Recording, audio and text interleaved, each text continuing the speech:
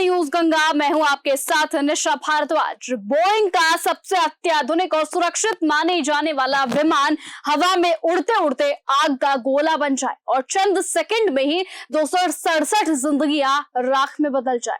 ये किसी Hollywood film का सीन नहीं है, बल्कि भारत के ही अहमदाबाद एयरपोर्ट से लंदन जा रही एयर इंडिया की फ्लाइट AI-171 की सच्चाई है।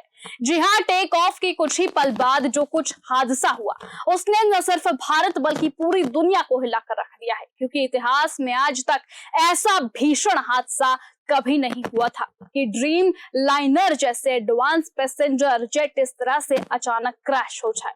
हादसा इतना भयावह था कि लोग अपनों को पहचानने के लिए डीएनए टेस्ट करा रहे हैं। बता दें कि डीएनए टेस्ट के सहारे ही परिवार अपनों की राख समेट रहे हैं और अब इसी बीच सोशल मीडिया पर एक नई कहानी फैल रही है। दावा यह किया जा रहा है कि इस भीषण विमान हादसे के पीछे पाकिस्तान का हाथ है। आरोप यह है कि पाकिस्तानी हैकर्स ने विमान के कॉकपिट को रिमोटली हैक करके प्लेन को क्रैश करा दिया है। लेकिन सवाल ये उठता है कि क्या वाकई कोई हैकर दुनिया के सबसे एडवांस एविएशन सिस्टम को आसानी से हैक करके सैकड़ों लोगों की जान ले सकता है? लेकिन इस बीच तथ्य ये कहते हैं कि ड्रीम लाइनर या एयरबस A320 जैसे विमान एक मल्टीलेयर एवियोनिक्स सिक्योरिटी सिस्टम से लैस होते हैं। कॉकपिट कंट्रोल यूनिट इंटरनेट से फिजिकली कटे होते हैं ताकि किसी बाहरी नेटवर्क से उनकी सीधी पहुंच नामुमकिन हो। इंक्रिप्शन, फ्लाईओवर और इंट्रूजन डिटेक्शन सिस्टम जैसे उपकरण हर पल मॉनिटरिंग करते हैं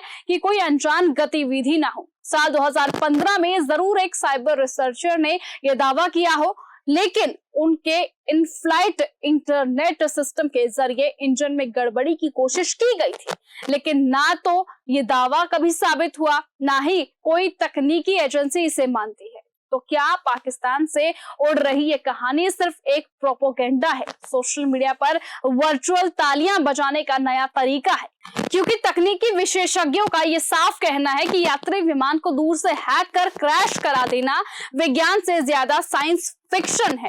तो जब कोई देश इस तरह की थ्योरी फैलाए और उसके प्रधानमंत्री और विदेश मंत्री तुरंत हाथ खड़े कर दें कि हमारा इसमें कोई हाथ नहीं है, तब शक और गहराता है। लेकिन भारत ने दो टूक कह दिया है कि पाकिस्तान की एक और गलती और उसका काम तमाम। यह हादसा किसी इंटरनेशनल साजिश का हिस्सा है या तकनीकी विफलता का नतीजा? इसकी सच्चाई का पता अमेरिका और ब्रिटेन से आई जांच टीमें और भारतीय एजेंसियां जरूर लाएंगी, लेकिन इतना तय है कि झूठ फैलाने से पहले तथ्यों की जांच जरूरी है, क्योंकि ये मामला सिर्फ एक विमान हादसे का नहीं है, बल्कि ये कई तरह के सवाल उठाता है कि आधुनिकता की उड़ान को कहीं साइबर अटैक की आंधी ना लील जाए। बहरहाल इन सभी सवालों का जवाब उस ब्लैक बॉक्स और कॉकपिट से लिए जाएंगे। फिलहाल आज की इस खबर में सिर्फ इतना ही। देश और दुनिया की तमाम बाकी खबरों से ऐसे ही जुड़े रहने के लिए आप बने रहिए और देखते रहिए न्यूज गंगा। नमस्कार।